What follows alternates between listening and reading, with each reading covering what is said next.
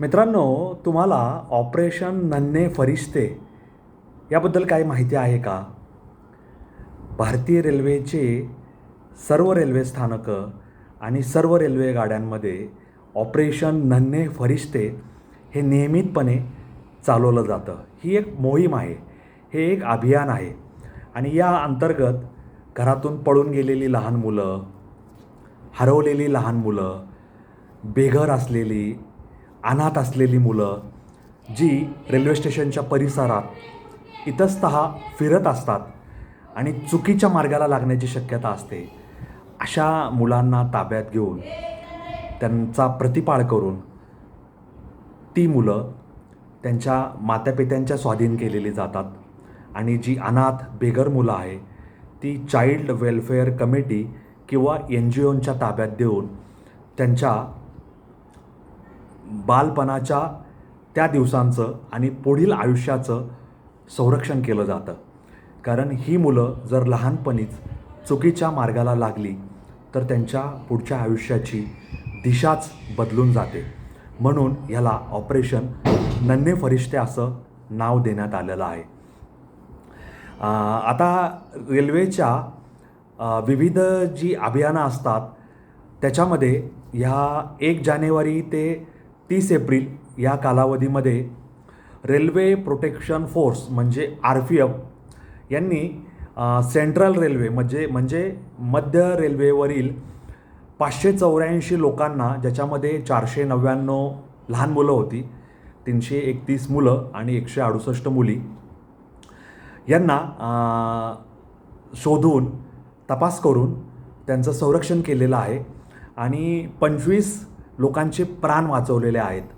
रेल्वेमधून उतरत असताना, रेल्वेमध्ये चढत असताना, प्लॅटफॉर्मवरून व्यवस्थित गाडीमध्ये जाणं येणं करत असताना लोकांचा पाय घसरतो, वाहन सुरू होतं आणि गडबडीत, धांदलीत किंवा घाबरून लोक पडण्याचा धोका असतो.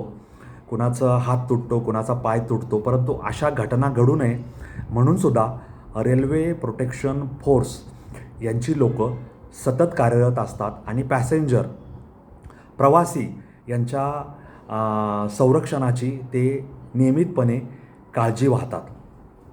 आता ह्या गोष्टींना आपण महत्त्व का देतो? कारण रेल्वे आणि रेल्वे प्लॅटफॉर्म ही रेल्वेची मालमत्ता आहे. तिचा उपयोग मालवाहतूक करण्यासाठी आणि पॅसेंजर म्हणजे प्रवासी, सवारी गाडी ज्याला म्हणतात, पॅसेंजर त्यांना नेण्या आणण्यासाठी केला जातो. परंतु सगळ्याच लोकांना रेल्वेची सवय असते असं नाही. बस असेल, रिक्षा असेल, टॅक्सी असेल, याची लोकांना सवय असते. परंतु रेल्वेमध्ये चढण्यासाठी त्याचे दोन्ही हँडल धरून सरळ असणाऱ्या पायऱ्यांवर पाऊल टाकून मग रेल्वेत जाता येतं. सगळ्या वयोगटातील सगळ्या लोकांना हे शक्य होत नाही आणि तिथे अपघात घडून रेल्वेखाली जाण्याचा धोका असतो. आणि अशा वेळेस हे रेल्वे प्रोटेक्शन फोर्सचे जे महिला आणि पुरुष पोलीस अधिकारी, पोलीस कर्मचारी, कॉन्स्टेबल आहेत ते तिथं मदतीला धावून येतात.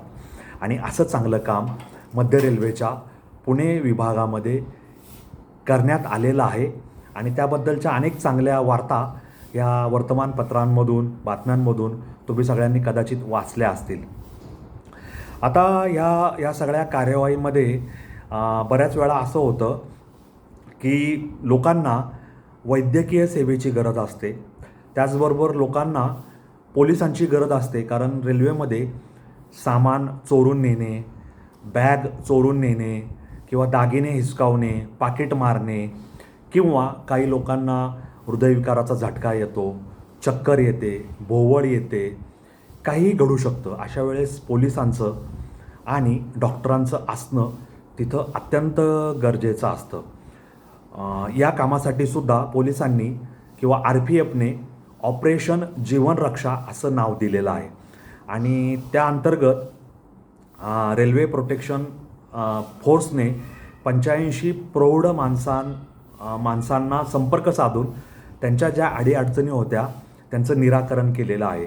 या 85मधल्या 47 या महिला प्रवासी होत्या. त्यामुळे ऑपरेशन नन्हे फरिश्ते, ऑपरेशन जीवन रक्षा हे रेल्वे प्रोटेक्शन फोर्सचं अत्यंत महत्त्वाचं आणि कदाचित सामाजिक सेवेचं आणि पुण्याचं काम आहे असं म्हणलं तर काही हरकत नाही. आता मी तुम्हाला सांगितलं की रेल्वेच्या इथे घसरण्याचा, रेल्वेमध्ये चढताना उतरताना पाय घसरण्याचा धोका असतो आणि त्यावेळेस घसरणाऱ्या त्या लोकांनासुद्धा वाचवण्याचं काम रेल्वे पोलीस करत असतात. आता या सगळ्या गोष्टींसाठी रेल्वेला 24 तास दक्ष राहावं लागतं. आपल्याला माहिती आहे की रेल्वे ही भारतातील अशी एक प्रणाली आहे की जी 24 तासाचं घड्याळ वापरतात. म्हणजे आपण कसं रात्री 12 ते दुपारी 12 एक घड्याळ वापरतो आणि दुपारी 12 ते रात्री 12 दुसरं घड्याळ वापरतो. म्हणजे घड्याळ एकच असतं पण कालावधी वेगळा असतो.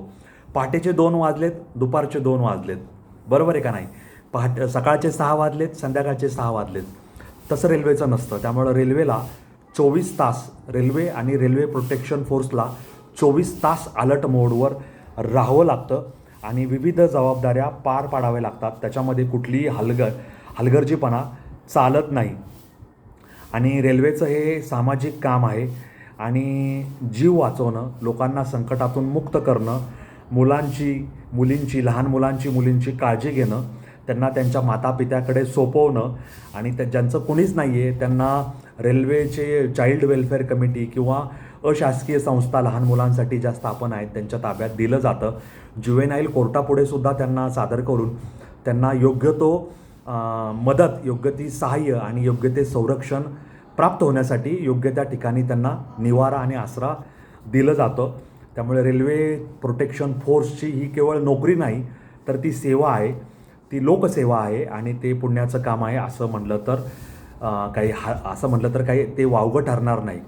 त्यामुळे रेल्वे प्रोटेक्शन फोर्स हे highest standards of integrity, vigilance आणि पब्लिक सर्व्हिसचं सिद्ध करत आहे असं आपण विनम्रपणे इथं नमूद करूया. त्यांच्या या कार्याला नमस्कार करूया की ते प्रत्येक रेल्वे स्थानकावर रेल्वे प्रोटेक्शन फोर्सची अशी लोकं, त्यांचे पोलीस, त्यांचे कॉन्स्टेबल, त्यांची वैद्यकीय सेवा, त्यांचे काउन्सिलिंग करणारे लोक, त्यांचे आधार देणारे लोक, त्यांच्या आया, त्यांचे नर्स या सगळ्या उपलब्ध आहेत आणि ते लोकांना अविरत सेवा देत आहेत. मग त्यांचा कोणाचा अपघात होऊ नये, कुणी धावत पळत रेल्वेचे जे मार्ग आहेत ते पुलावरून क्रॉस करण्याऐवजी खालून क्रॉस करू नये, सगळ्यांनी तिकीट घेऊनच प्रवास करावा. जे विना तिकीट प्रवास करतायत त्यांना पकडून त्यांच्याकडून दंड वसूल करणे, लहान मुलांची बेघर असतील, अनाथ असतील त्यांची काळजी घेणे, त्यांना वेगळ्या वाटेवर जाण्यापासून वाचवणे, त्यांचं संरक्षण करणे, महिलांचं, त्यांच्या दागिन्यांचं, चीजवस्तूंचं संरक्षण करणे, लॅपटॉप असेल, घड्याळ असेल, सोनसाखळी असेल, ह्या सगळ्यांचं काम रेल्वे प्रोटेक्शन फोर्स अत्यंत चांगलेपणे करत आहे. ऑपरेशन नन्हे फरिश्ते, ऑपरेशन जीवन सुरक्षा हे राबवत आहे. त्या सगळ्यांचं अभिनंदन, त्यांच्या कार्याला माझा सलाम, माझा नमस्कार. आणि तुम्हीसुद्धा रेल्वे प्रोटेक्शन फोर्सच्या अशा कार्याबद्दल कृतज्ञता व्यक्त करा, त्यांचं अभिनंदन करा आणि त्यांना धन्यवाद द्या. या नोटवर मी तुम्हा सर्वांची रजा घेतो. माझे रील लाईक करा, शेअर करा, माझा यूट्यूब चॅनल सबस्क्राईब करा, त्याच्यावरचे व्हिडिओ लाईक शेअर करा, एवढीच माझी तुम्हाला विनंती आहे, प्रार्थना आहे. या नोटवर तुम्हा सर्वांची रजा घेतो. धन्यवाद. जय हिंद, जय महाराष्ट्र, वंदे मातरम, जय श्रीराम, जय जगन्नाथ, जय सनातन. धन्यवाद.